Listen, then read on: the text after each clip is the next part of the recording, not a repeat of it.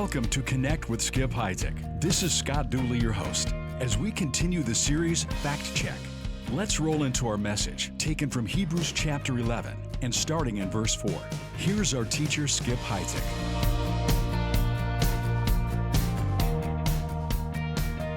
I can remember back to earlier sermons that I made years ago, and I remember reading illustrations in books and then saying those because I believed they were accurate. Because after all, if it's in a book, it's got to be true. That's how I thought. So I found it, I'd quote it, I would tell these stories, and they were great stories.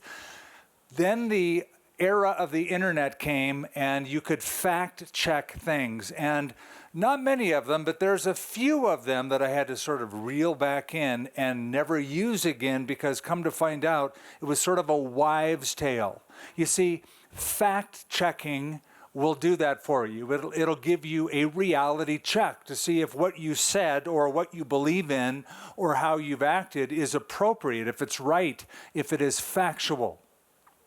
Now that's the same when it comes to worship, because not all worship is true worship. Not all worship is acceptable worship. It might be acceptable to us, but it's not always acceptable to God. Now let me give you a premise, and we're going to sort of base everything on this premise as we go through this study tonight. The worship that God accepts is the worship that God prescribes. Once again, the worship that God accepts is the worship that God prescribes. You'll remember that our Lord Jesus had a conversation with a woman at the well in Samaria, and she was bringing up the difference in worship between the Samaritans and the Jews. You Jews worship in Jerusalem. We Samaritans worship at Mount Gerizim here, and we have our own style of doing things. And Jesus said that there's only really one appropriate way to worship God. He said the Father is looking for those who will worship Him in spirit and in truth. Now, a lot of people will say, well, my idea of God is this. I think of God in these terms, and I worship God in this manner. And my idea of worshiping God is being out in the woods, or saying these things, or having these statues, or doing it a certain way. But if you fact check your worship, you may find that it's true, or you may find that it's false.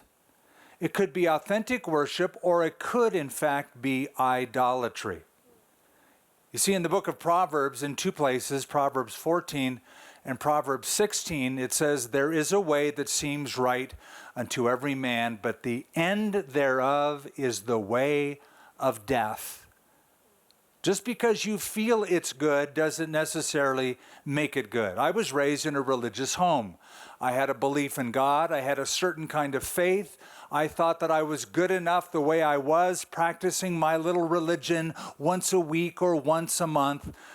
Later on, when I was about 18 years of age, I learned the facts.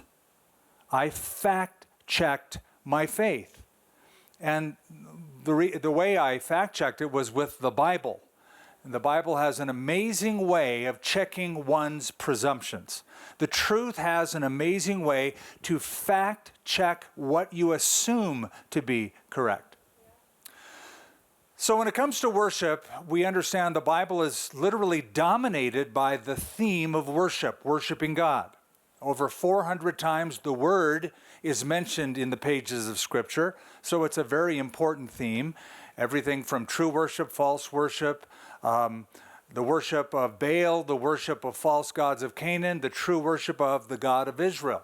And oftentimes, the worship the Bible describes is false worship. Charles Haddon Spurgeon, whom I'm fond of quoting frequently, said, "I believe a very large majority of churchgoers are merely unthinking, slumbering worshipers of an unknown God." Now just let that sink in a little bit. Not everybody that goes to church or believes in God or even believes in Jesus may be approaching him the way he has prescribed. And that brings us to our verse tonight. It's a story of a man by the name of Abel and his brother Cain, who murdered him in the story. And both of them came to worship God. One's worship was acceptable, one's worship was not acceptable. One worships by faith, the other worships by feeling.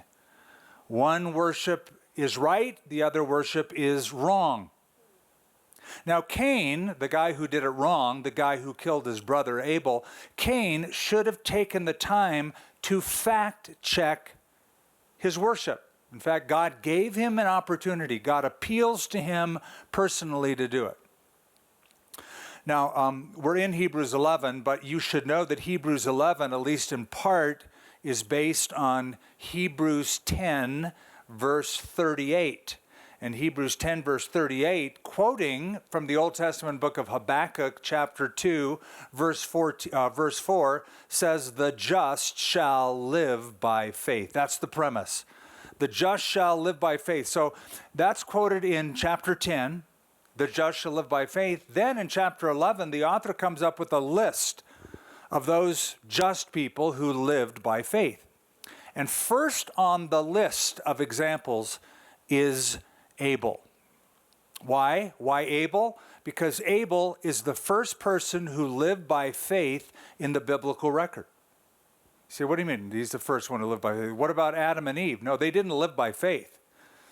They lived by sight. Remember how the Bible says, "For we live by faith, we walk by faith, not by sight"? Abel was the first one to live by faith. Adam and Eve, his parents, didn't live by faith. They lived by sight. Before the fall, Adam and Eve walked with God, talked with God. God spoke to them verbally. They had a glory manifestation of God, the Shekinah glory, in the Garden of Eden. Whereas Abel and his brother Cain were conceived after the fall. They were conceived outside the Garden of Eden, born outside the Garden of Eden. There was no manifestation of the invisible God for them. Their parents told them about God, but it was not like the Garden of Eden. So Abel is the first person in the biblical record to live by faith. Cain and Abel were brothers. And Cain and Abel were human number 3 and human number 4 in the lineup of humanity. Adam and Eve, number 1 and 2, and then Cain and Abel, number 3 and 4.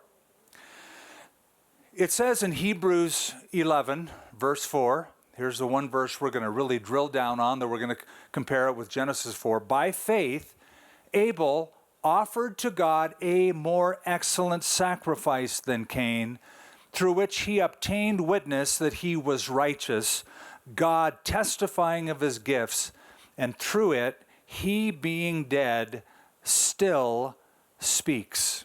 He being dead still speaks. Now, we know that Cain and Abel were brothers, and they probably had a sibling rivalry. Most brothers and sisters do.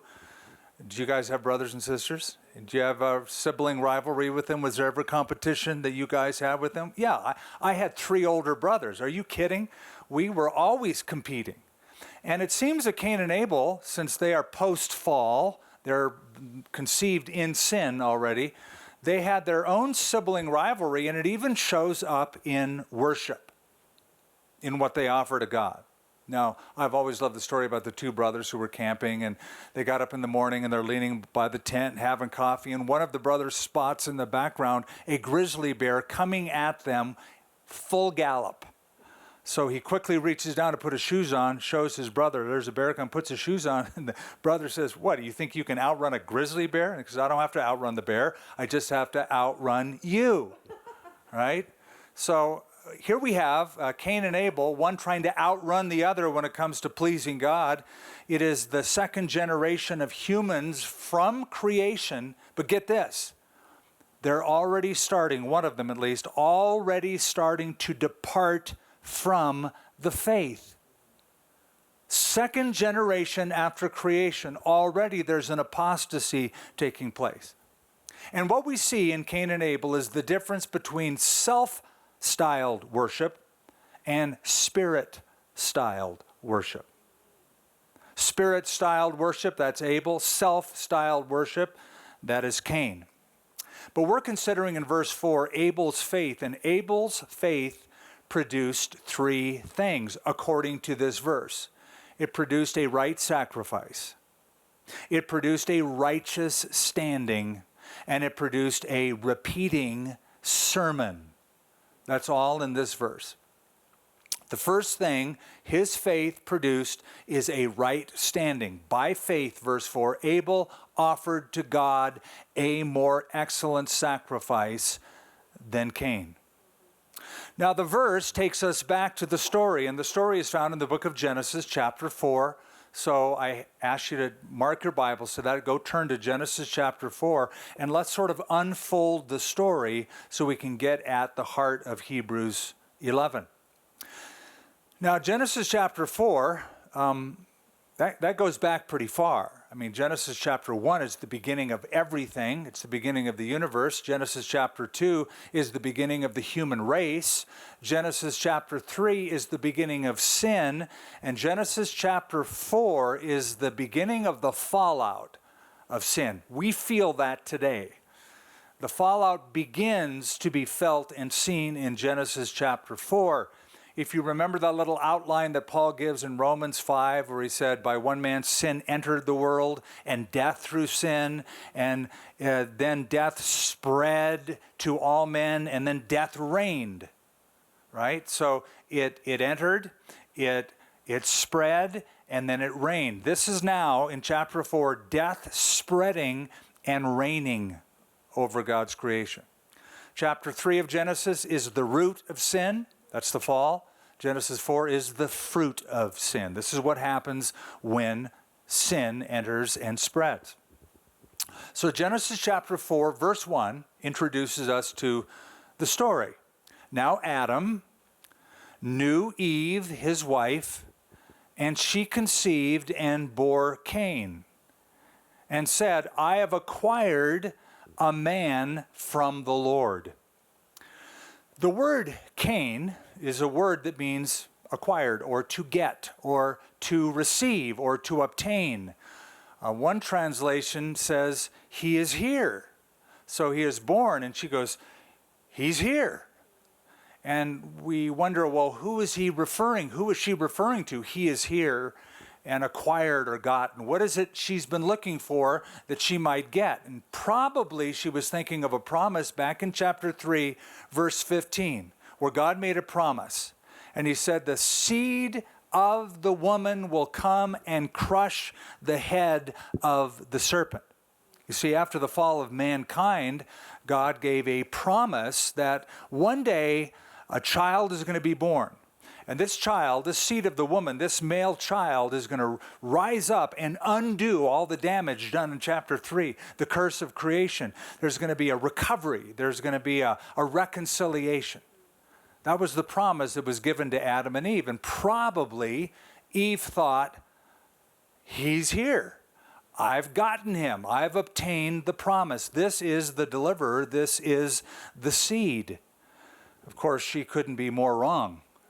She was holding in her arms a baby murderer, the first murderer. I've gotten the deliverer. He's the one. Oh, no, he's not.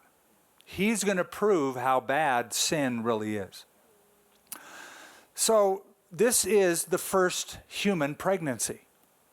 Eve is pregnant with Cain, and she delivers him. I can just see Adam's amazement week by week, month by month. They'd never seen anything like this before. He's looking at her, and she's getting a little bit bigger every week, and says to her, Eve, sweetheart, you seem to be putting on more weight. And what's with all these little stockings that you're knitting all the time? And what do you mean you want pickles and ice cream? All those new things that pregnancies bring. Adam is like, this is the first time ever. Not only for him, but for everyone. Verse 2 continues the story. She bore again, so this is a second child. She bore again, and this time his brother Abel. Now Abel was a keeper of the sheep, but Cain was a tiller of the ground. The word Abel comes from the root word vapor or breath. And what a fitting name, because his life was cut short. It was just, it says in James, our life is but a vapor. His life certainly was a vapor. He lived for a temporary time, as it turns out, but his life was cut short because he becomes the first homicide victim in history. Now, these guys were different. These brothers were different, as most siblings are. And they're different in their occupation. We're introduced to their occupation in verse 2. Cain becomes a farmer. He tills the ground. Abel becomes a shepherd. He's involved in animal husbandry. Both born after the fall, both born outside the Garden of Eden, both of them are under the curse of sin. So Adam and Eve have two boys. The story continues to unfold in verse 3. In the process of time, we are told, it came to pass that Cain brought an offering of the fruit of the ground to the Lord. Abel also brought of the firstborn of his flock and of their fat, and the Lord respected Abel and his offering. But the Lord did not respect Cain and his offering, and Cain was very angry, and his countenance fell. Now you'll notice in verse 3, it says, in the process of time. Note that little phrase.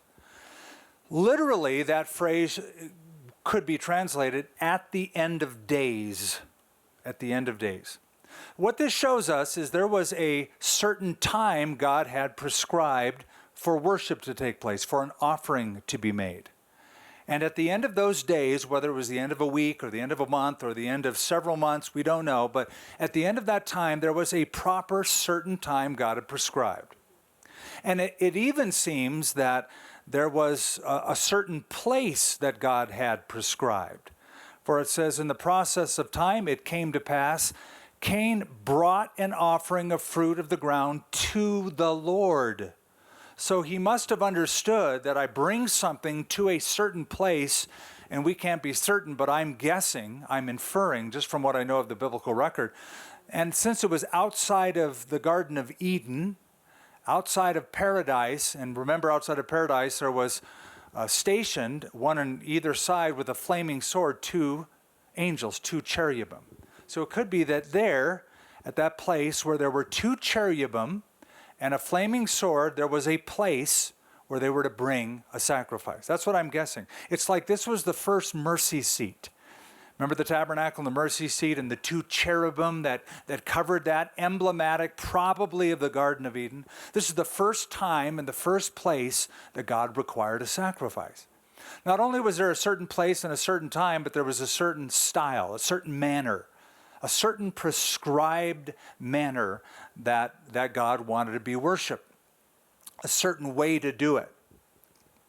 And it would seem that God had revealed what that way was, what the requirements were, probably to Adam and Eve so that the parents instructed the children.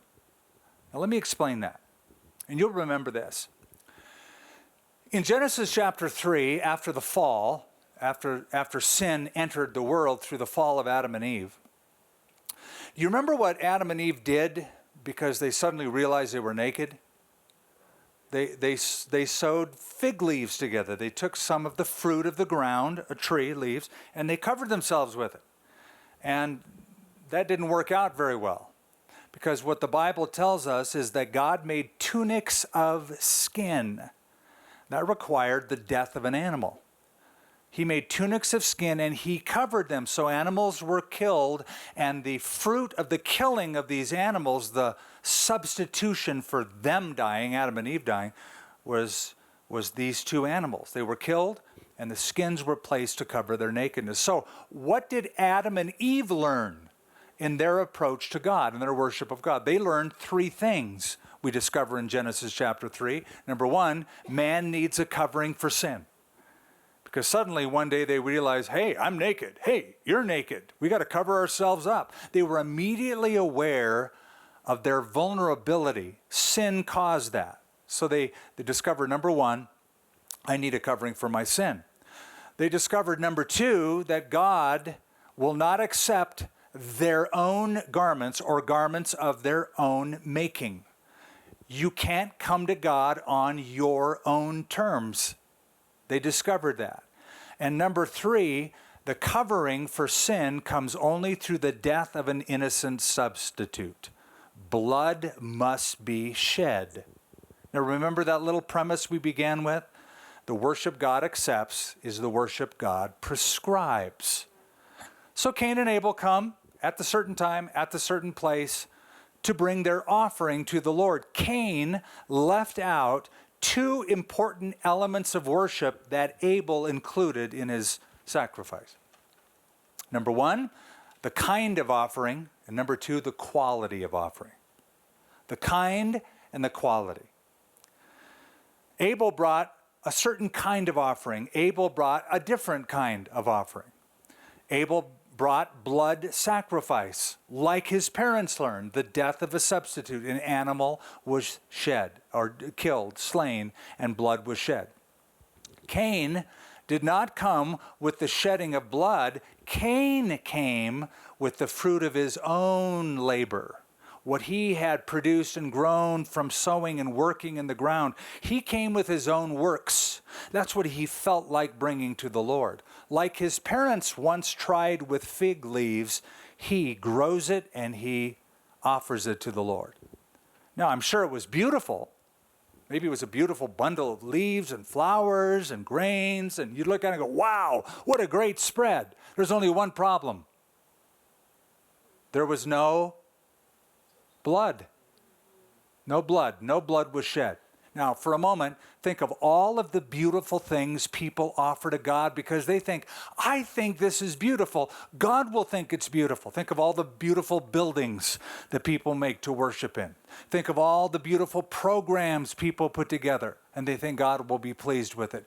Beautiful talents, beautiful music, insightful sermons, great enthusiasm. All of that's great. But if you leave the blood out of any of that, you have no power. You have no gospel. You have not the way of God or the way of Abel. You have the way of Cain. You are coming with your own righteousness.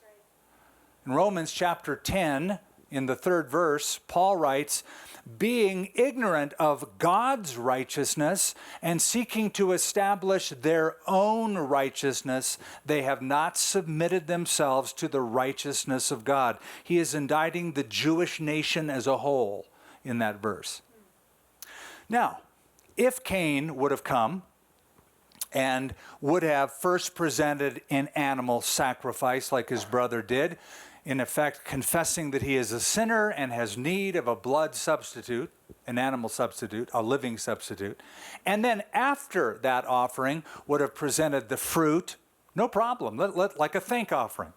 You know, it's just not that it's wrong to bring grains and plants to the Lord. There were, in the book of Leviticus chapter 19, there were grain offerings and there were plant offerings that were given to the Lord as part of the produce of the land.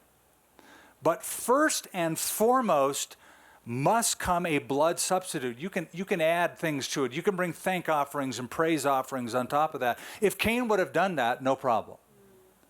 So the first mistake he made and what he omitted was having the right kind of offering. Yeah.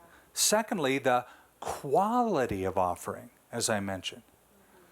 In verse 4 of Genesis chapter 4, it says, Abel also brought of the firstborn of his flock and of their fat, and the Lord respected Abel and his offering. In other words, Abel gave the very best. There was a quality. It's not like, I sort of feel like I want to give, and this is what I think. He said, I'm going to give what God requires. That's what he wants. I believe that. But I'm going to give the very best that I have. I'm not going to give the sickest lamb or the scrawniest goat or some little reject animal. I want it. Nothing's too good for God. It's sort of like David and Araunah, aka Ornan in the Old Testament, when David wanted to find a special site for the temple, and he found one. It happens to be the Temple Mount today, but at first it was just a threshing floor.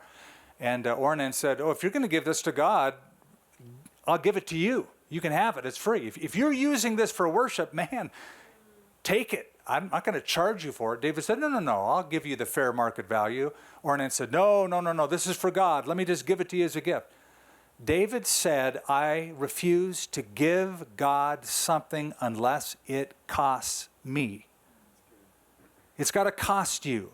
And it cost Abel. It was the very best that he had to offer. So Cain omitted the right kind of offering and the right quality of offering.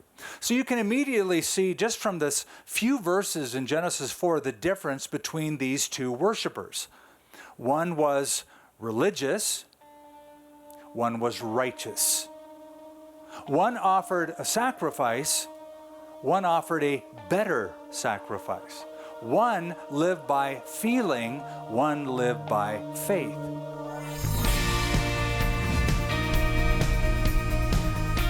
That is Skip Heitzig. More next time from our Fact Check series.